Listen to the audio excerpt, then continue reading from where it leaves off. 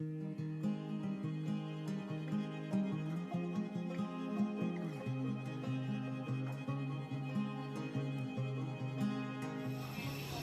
a very good afternoon. This is your first officer speaking. My name is Raphael.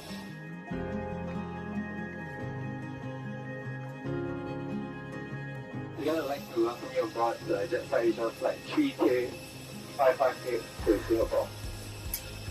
And this is a very special flight for me because my parents are on board.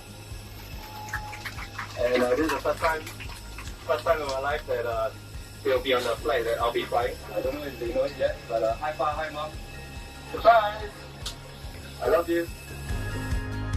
So I changed flight with whoever was flying with it, and I just planned to give a surprise by making an announcement in front of the cabin. Yeah, so I made the announcement, and I was expecting her to like, but I didn't see anything, so I was making an announcement and I saw like, hey, nothing's happening. I just saw my dad waving. I realized that my dear mother was in the toilet.